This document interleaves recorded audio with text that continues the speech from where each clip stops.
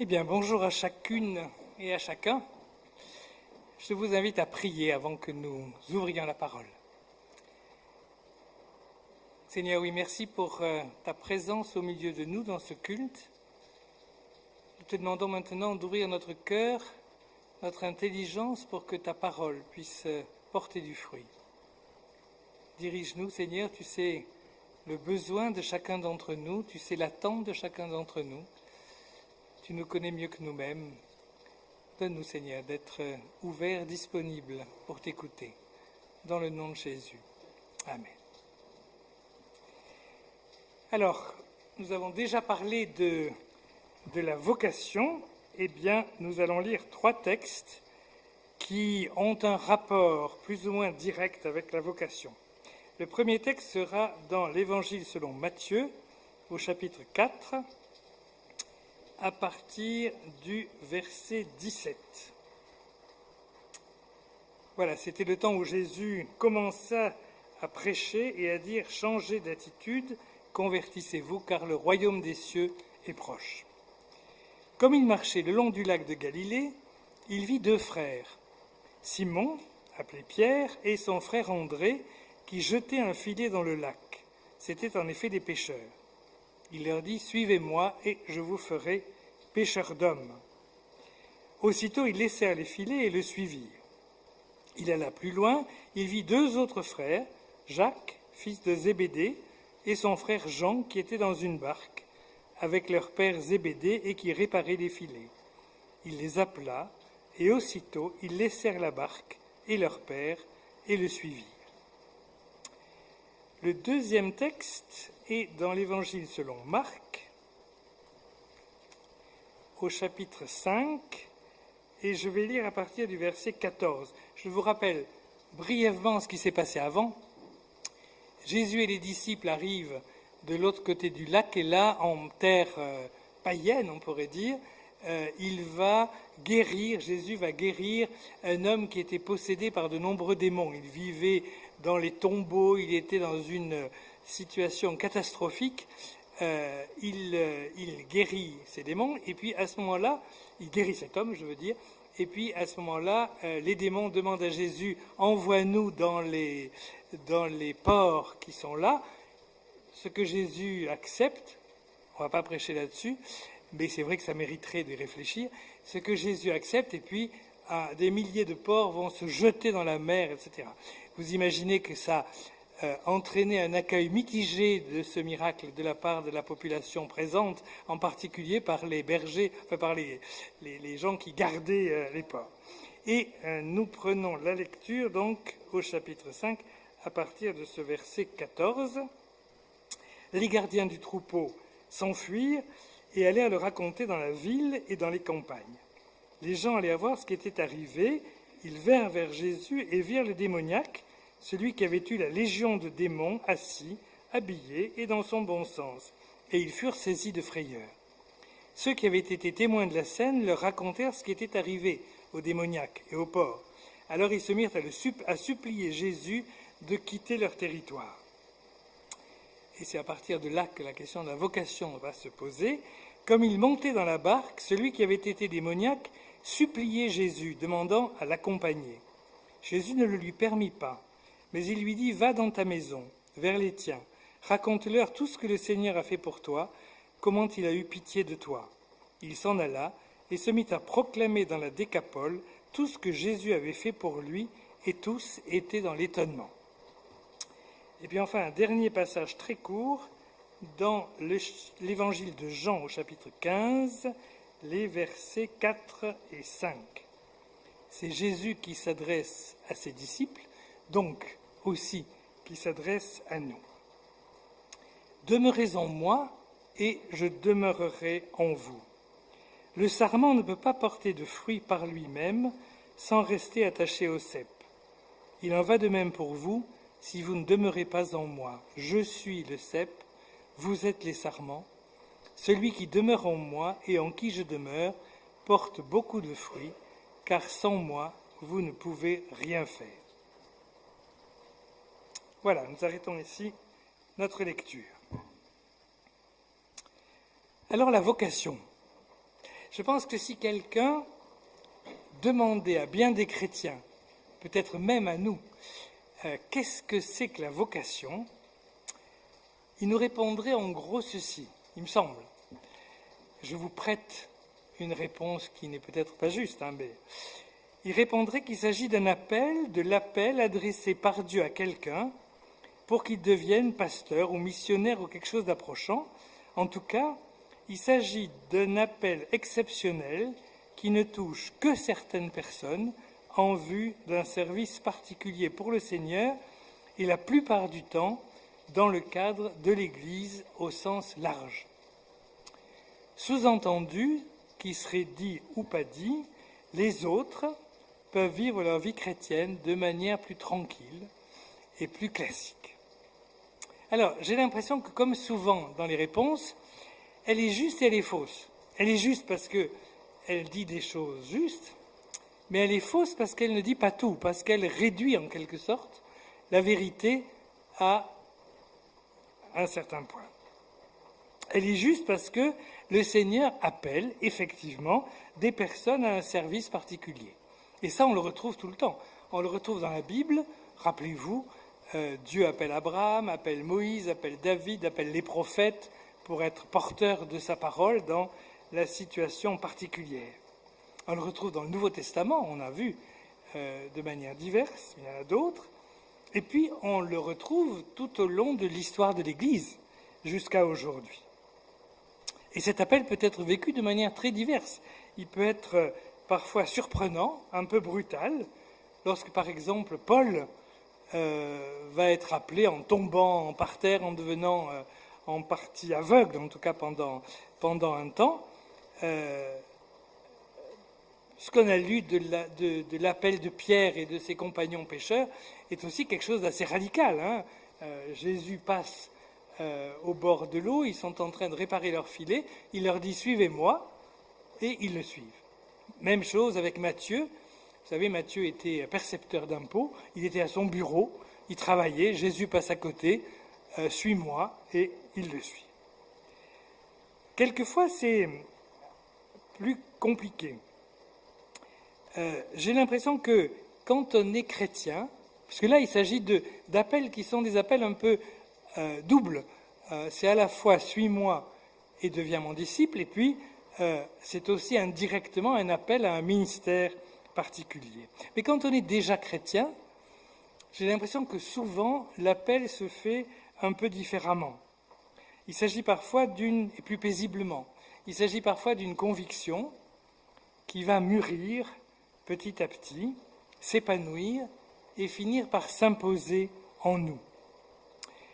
Cette parole qui nous est adressée, c'est quelquefois une parole biblique, une parole que nous avons lue, que nous avons entendue, et puis qui va nous toucher à un moment donné tout particulièrement.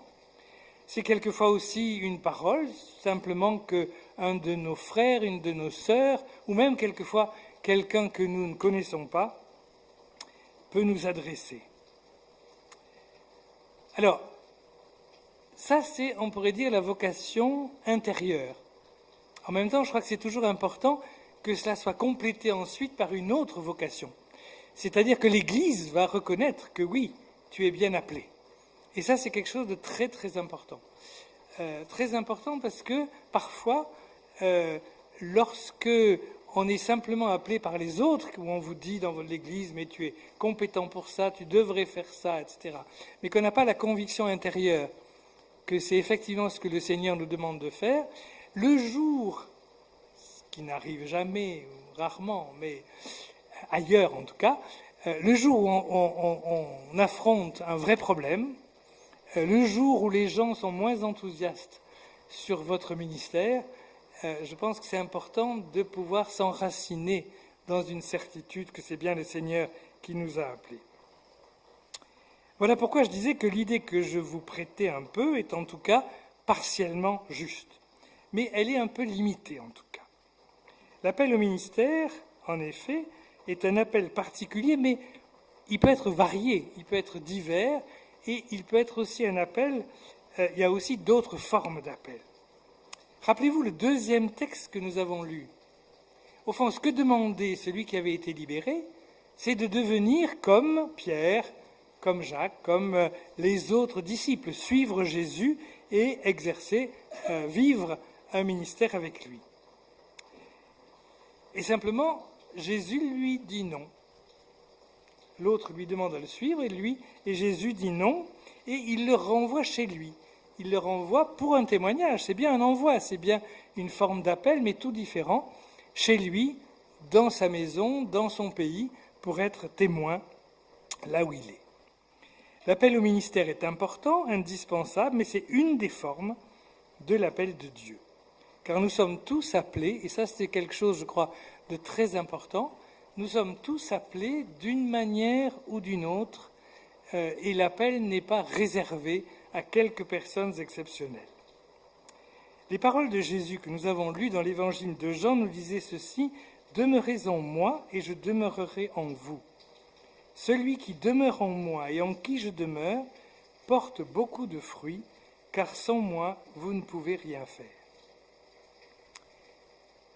Je pense que cette présence de Jésus en nous, cette présence du Saint-Esprit en nous, est une des choses absolument essentielles dans la vie chrétienne.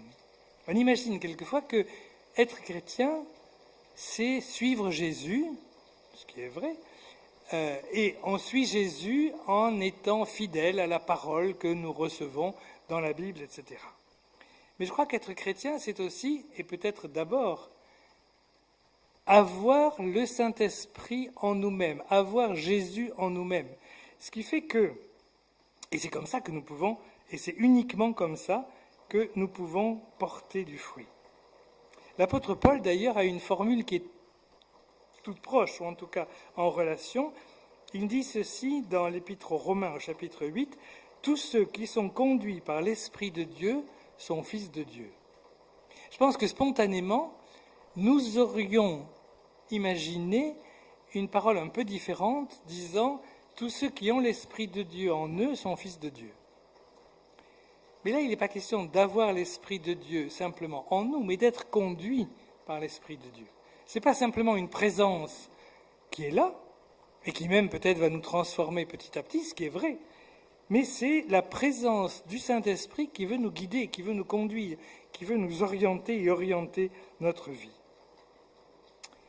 Il ne s'agit pas, comme dans une leçon de morale, de ceux qui se conduisent bien, mais il s'agit de ceux qui se laissent conduire, qui se laissent diriger par le Saint-Esprit qui est en nous, par le Christ qui est en nous.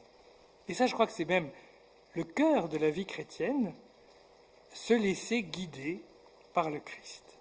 Alors c'est vrai, parfois, ça va pouvoir déboucher sur un appel à un ministère qui va devenir pour la personne une profession, en quelque sorte.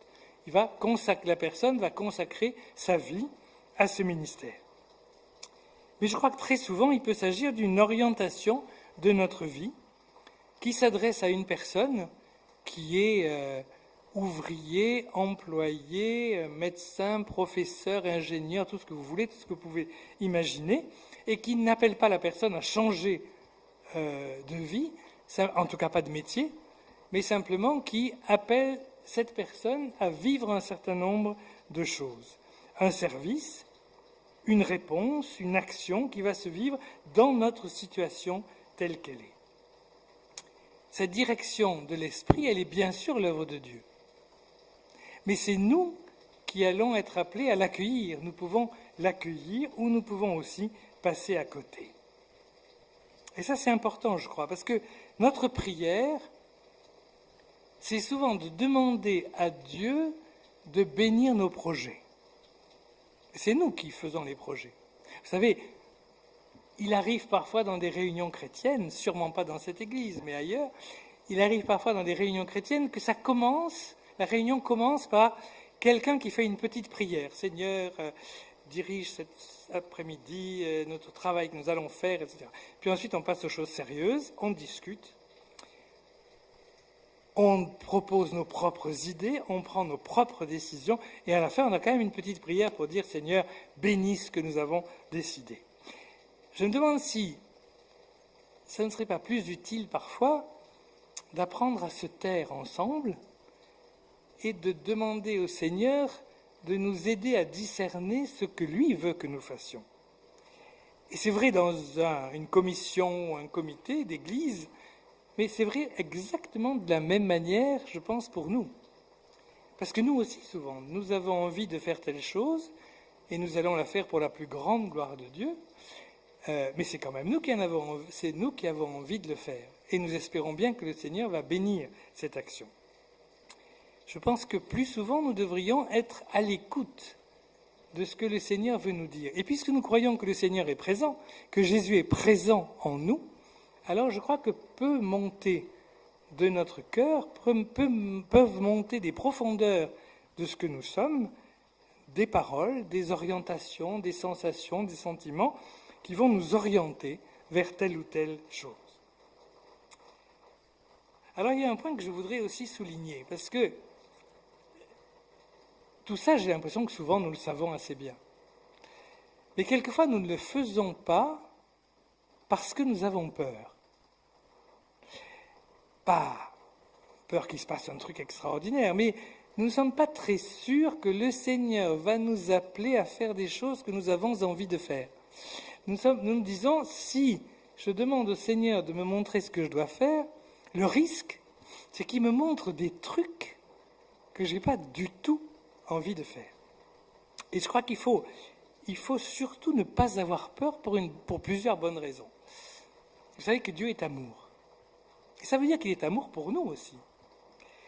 Et je crois qu'il y a aussi une autre chose, c'est que ce que Dieu veut que nous fassions, le ministère, le service, l'appel que Dieu veut nous adresser, l'appel qu'il veut nous adresser, va toujours correspondre au désir de Dieu de nous voir devenir pleinement la personne qu'il a créée.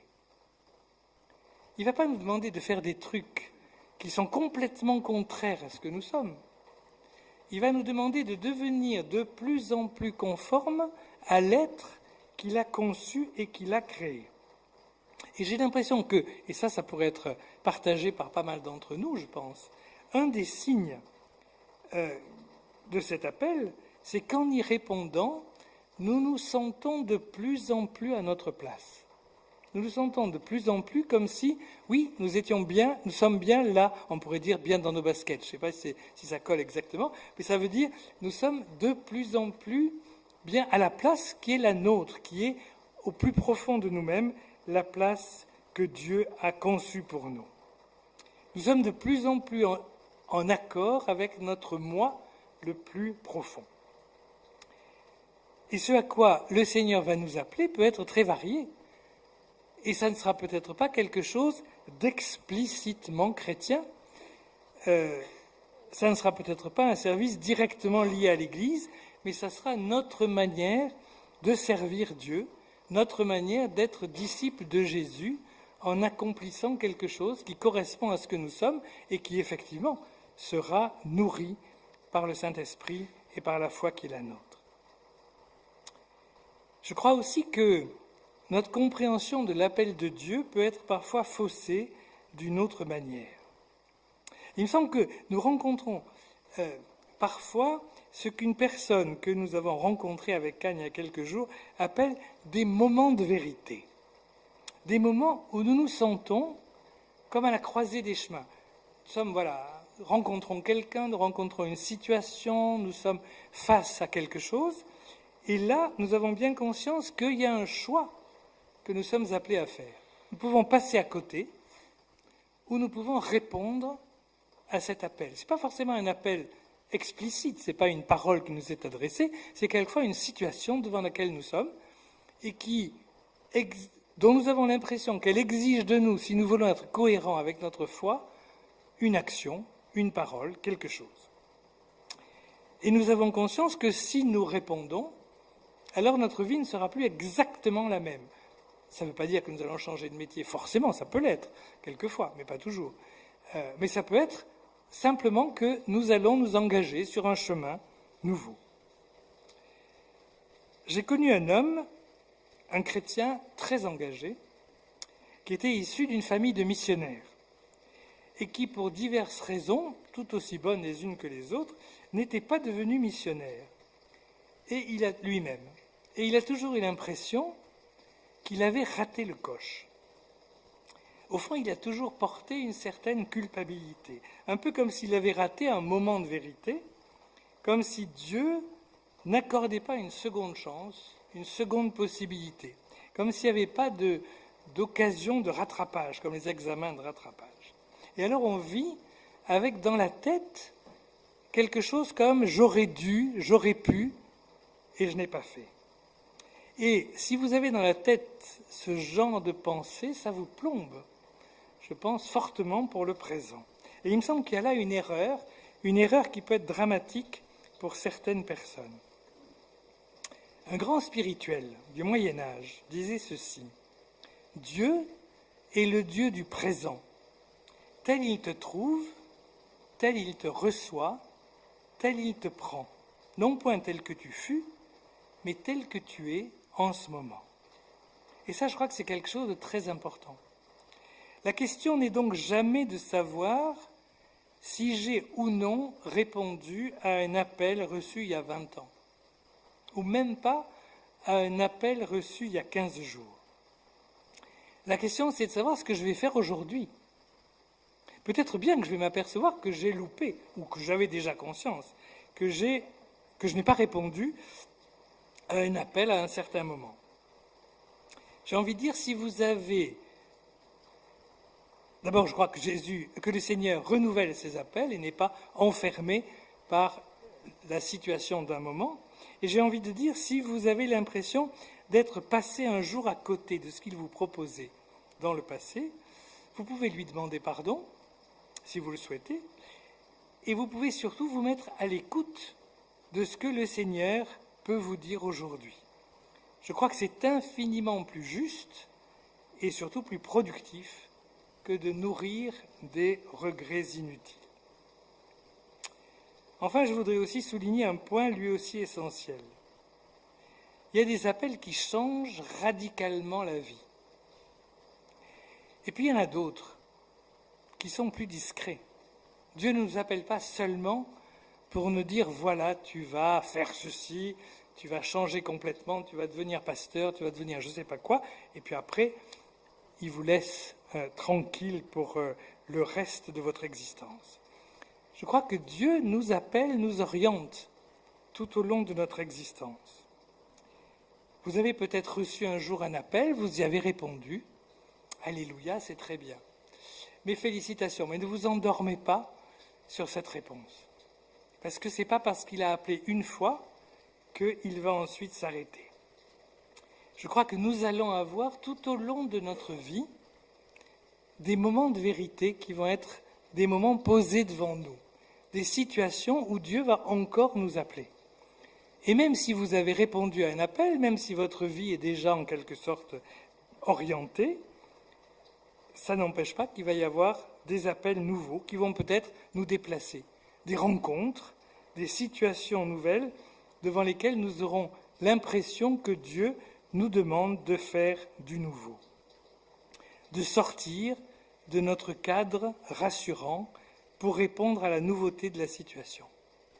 Il ne faudrait pas imaginer que répondre à l'appel de Dieu, c'est comme choisir une fois pour toutes de dire oui à quelque chose et ensuite on est sur des rails et ça va durer jusqu'à notre retraite et après. Je crois qu'on se tromperait lourdement. Très souvent, vous vous engagez au service du Seigneur et quand vous vous engagez, vous ne savez pas encore vraiment à quoi vous vous engagez et c'est au fur et à mesure. Je prends juste un exemple. Vous savez, les grands personnages de la foi ne s'attendaient pas du tout à ce qu'ils sont devenus. Et ils ont répondu à un appel et ils ont été envoyés en quelque sorte ailleurs. Je prends juste un exemple parce que nous sommes dans une église baptiste, mais on pourrait trouver plein d'autres. Martin Luther King, quand il a répondu au premier appel, c'était un appel à être pasteur. Il a fait une formation pour être pasteur. Et comme il était un homme intelligent avec une bonne formation, il s'attendait à être pasteur d'une grande église. Il a été pasteur d'une grande église et il s'attendait à être probablement enseignant, etc. Et puis il y a eu cette situation de l'apartheid qui n'était pas nouvelle, mais de la ségrégation, je veux dire, qui n'était pas nouvelle, mais avec une crise particulière, qui fait qu'il est devenu, ce qu'il n'attendait pas du tout, un leader du mouvement pour l'égalité des droits. Je crois que c'est vrai de beaucoup d'autres personnes, et ça peut être vrai pour nous. Et j'ai envie de dire, si vous écoutez le Seigneur, et si vous cherchez à répondre à son appel, attendez-vous à être surpris. Ne portez pas des œillères. Ne croyez pas que, une fois que j'aurai répondu, voilà, je sais où je vais aller, ça sera toujours pareil. Je crois que le Seigneur peut changer des choses parce que le Christ nous amène toujours sur des chemins de réalité. Vous savez, j'ai l'impression quelquefois que la foi, c'est un peu comme un rêve sympathique où on est près du Seigneur, etc. Puis il y a la vie normale avec ses exigences. La foi, elle nous amène dans cette vie normale. C'est là que nous sommes appelés à vivre la vie chrétienne. Et au fur et à mesure de notre marche, nous allons être face à de vrais besoins, de vraies souffrances. Et il va nous mettre face à des appels inattendus, à des situations auxquelles nous pourrons à chaque fois répondre ou ne pas répondre. Et je pense que souvent nous portons des œillères pour éviter de voir ce que nous n'avons pas envie de voir. Et je dis ça pour moi. Comme je crains que je dis ça pour nous tous à certains moments. Nous aimons bien que le Seigneur nous appelle à faire ce que nous avons envie qu'il nous appelle à faire. Ce que nous avons envie de faire. Et nous passons avec une immense dextérité et très paisiblement à côté de plein de choses. Ou peut-être le Seigneur aimerait bien nous voir, que le Seigneur aimerait bien nous voir regarder de plus près. Il y a bien des situations. Vous savez, on ne voit les choses et on ne voit les gens que quand on a les yeux ouverts. Et on est très capable de passer une bonne partie de sa vie les yeux fermés. Il y a des situations, des moments de vérité, pour reprendre l'expression, que nous ne percevons que si nous gardons le cœur ouvert et attentif au souffle, on pourrait dire, de l'Esprit de Dieu. Et ça ne s'adresse pas seulement à ceux qui sont en recherche de leur vocation, ceux qui s'orienteront peut-être vers une formation ou vers un ministère, mais ça nous concerne tous et toutes, qui nous voulons simplement disciples de Jésus. Et donc ouverts à être interpellés par lui pour des tas de choses qui ne sont pas ce que nous considérons comme notre zone de confort. Soyons donc à son écoute.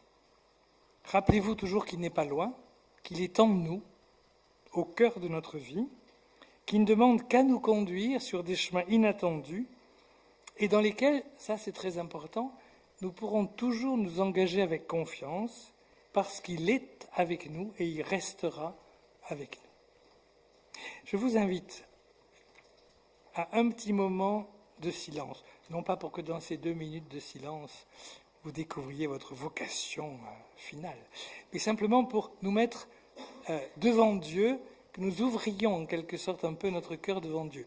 Et je vous conseille de le faire beaucoup plus fréquemment, mais là en tout cas être ouvert un peu devant le Seigneur et puis nous. Je terminerai par la prière. Seigneur, oui, merci d'être au milieu de nous. Merci d'être en chacun de nous. Donne-nous d'être attentifs.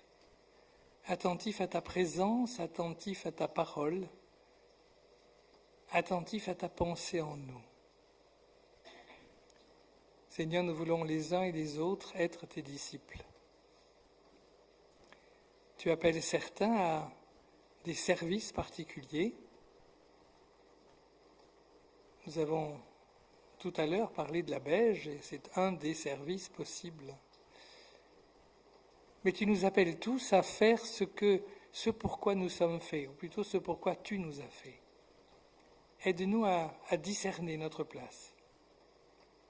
Et aide-nous à vivre, une fois que nous serons sur ce chemin, dans l'attente, dans l'écoute de ce que tu nous diras à chaque moment.